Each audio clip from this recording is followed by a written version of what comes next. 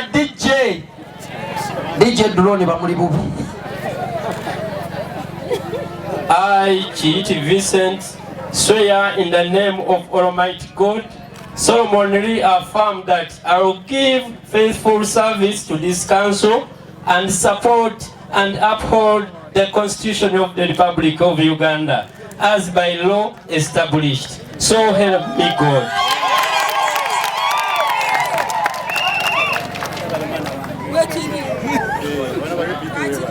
I, Chiiti Vincent, swear in the name of Almighty God, solemnly affirm that I will give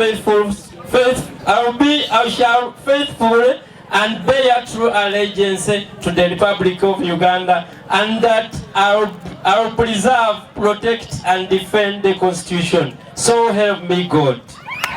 Honorable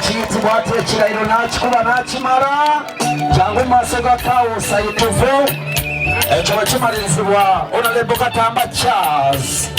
Honorable Katamba Charles Singabaja. Awena muyenje iye. Director wa St. Andrews. Hey. Atukta St. Andrews Vocational Secondary School. Somero lili wali ekyabalogo wali. Antumidde. Akutumidde. Nage mwagala nnyo director wa St. Andrews Vocational Senior Secondary School. Please sebo nkutegeeze. Yes. Inti Omugaga wa Sioni General Adway and Mufowa, swear in the name of the Almighty God that I will exercise the function of a chairperson of Nakisonga Sub-County, and I shall hold, preserve, protect, and defend the Constitution and observe the law of Uganda, and that I shall promote the welfare of the people of Nakisonga Sub-County.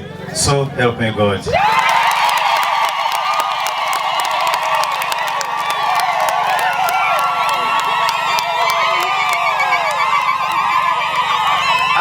Stephen Mufowa, swear in the name of the Almighty God that I shall be faithful and bear true allegiance to the Republic of Uganda, and that I will preserve, protect, and defend the Constitution of. So help me God.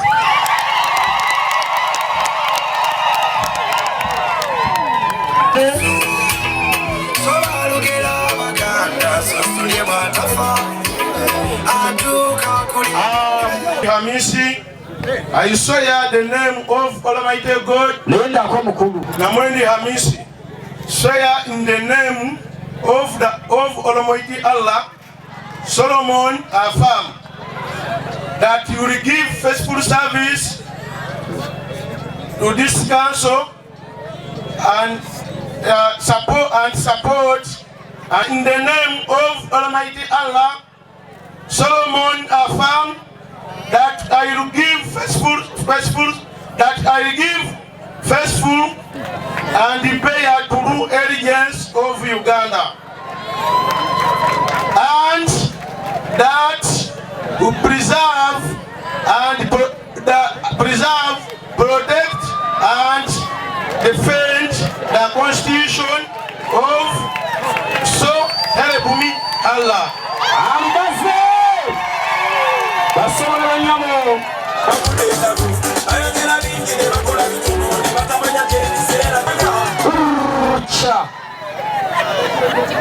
Daniela, swear in the name of the Almighty God, solemnly affirm that I shall faithful and bear true allegiance to the Republic of Uganda, and that I will preserve, protect, and defend the Constitution.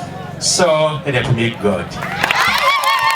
Chiiti Vincent, kansala kati amaze okulayira ow'omuluka gwe Namayiba, ate era yeeteeseteese okuba sipiika w'eggombo ly'eno Nakisunga. Ekisooka obukulu, abantu b'e Nakisunga tubeebaza. Mwebale nnyo okutukkiririzaamu ne mutuwa obukulembeze nga tukyali myaka gino gikyasobola okubaweereza. Ekyamazima ffe tuli beetegefu. Ebizibu bingi bye muyina eyo mu communities zammwe naye nga byonna birina kusalwawo kanso yaffe e Nakisunga. Awo nno mba musabidde bakansalazi bammwe eyo wano nga tugenda okukola ekiteekeddwa okukolebwa waneno mu kulonda sipiika agenda okukubiriza olukiiko lunene olw'ekitiibwa Nakisunga esobole ovaamu ebibala ebirungi mubagambe nti omulenzi omuto Kibiti Vincent yasaanidde yalina obusobozi bonna okulaba ng'akubiriza bulungi kansa eno okusobola okugitwala mu maaso ate era n'okuweereza abantu naye era sisobola kwerabira abantu bange ab'Ennamayiba abantu b'Ennamayiba mwebale nnyo mwambeererawo nnyo mukana akalulu akawedde njagala kubakakasa bukakasa nti ekyo nyonna kye musuubiramu kye ngenda obbakolera nja kutambula nammwe mu mbeera zonna ez'essanyu n'ez'ennaku ng'era bwe tubadde tutambula ate era mbasuubiza ngenda kubabeerako nnyo okulaba ng'ebizibu byammwe bigonjoolwa kimanyi bulungi amasomero gaffe aga gavumenti ge tulina mu ggombolola lyaffe agenda Kisunga n'omuluka gwange ogw'Ennamayiba mwennyini neetaaga ebikozesebwa mulina abaana bangi nnyo abeetaaga okusitulwako abakyala bangi nnyo abeetaaga okusitulwako n'abantu bangi nnyo abeetaaga okutegekerawo we bayinza okukolera kati abantu b'Ennamayiba tubasuubiza tugenda kukubaku ekyensonga ate situtekewo embeera y'akatale kaffe akaaliwo tusobole okulaba abatuuze abantu baffe wajje basobola okukolera emirimu gyabwe n'okulaba nga basobola oyimiriza famire zaabwe naye nga mwebale nnyo leero olunaku lwa Kisunga mwekiri ng'era bwe kiri mu bitundu ebirala byonna eby'eggwanga naye ffe tugenda kigonjoola mu ngeri ya kisajja kikulu nti ng'abantu baffe ab'Ennakisunga mwe mumanyi bulungi ensonga zino ezettaka okusinga ffe abakulembeze be mulonze era tujja kujja nga tubeebuuzeeko akadde konna tujje tusobole okulaba nga tuteekateeka okulaba nga tubeera ne gombolola etali mu bubi bwa ttaka kubanga ekibadde kireeta ensonga eyo nti ebiseera ebisinga ofiiseezi zammwe okuva ku ero si wano bazibuusa amaaso ensonga ne bagala bazisalire waggulu kati ffe tugenda balumba ku byalo byammwe wennyininyini kooti yammwe etuule ensonga z'ebibanja n'amataka ezo ensonga mu ggwanga mweziri naye kyeyo ensonga yokoka esobola okuzitoopinga kale era abantu b'Ennakisunga mwebale kulonda bukulembeze bulungi kubanga bwe obuteekevu era bumalirivu okulaba nga buwanyisa mbakubiriza abantu baffe mwenna bannange obulamu bwetaagisa tubakubiriza okunaba mu ngalo buli kiseera tunabenga mu ngalo okwewala ekirwadde kino eky'Ebola bane ekiri siriyasi bannange tetulinanagana basaba nabe mu ngalo buli kaseera okwewala endwadde nyingi endwadde z'Ebola so mbakubiriza okubanga bukyatambula bumu n'okubanga bukyali balamu munaba mu ngalo so neyanzege nze Kyeswadda kansa omukamula bwa Kyabalogo mugamba y'Ennakisunga.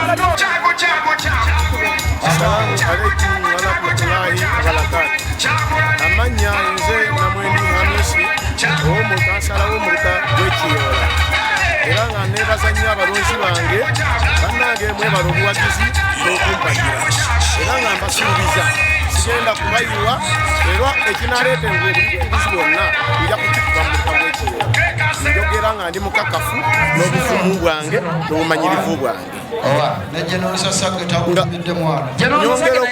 nyongera okubasuubiza nti ndi mweteefuteefu okubaweereza byonna kyenaaba nsobodde okutuusa eddoboozi nabeetagisiza otuuka nja kubatawo naye nga tuvaawo nsaba waggulu bonna abakyapasitoni abalondeddwa okuva ku mukulu Lukooya Francis Lukooya Mukoome atwala disitulikiti yaffe n'eyamukono nensaba ne bakyambasoni baffe ab'amagombolola gonna agakola disitulikiti y'Emukono tube baitwavu nnyo tukolere wamu tuve mu bintu by'entalo tuve mu bintu by'okulwanagana bannange nze mbasuubiza ebigambo bino tusaze kulwanagana n'abantu nazze kukolera abantu era ku nsonga ya Ebola ndi mwetwavu nnyo era nsaba mwenna bannayuganda mwenna mube beetwavu eri obulwadde obwa Ebola mozebwa okuli mu kitundu kyange byekubba amataka kubba ebibanja era nga nsaba ab'amataka ngenda kulwanagana nabo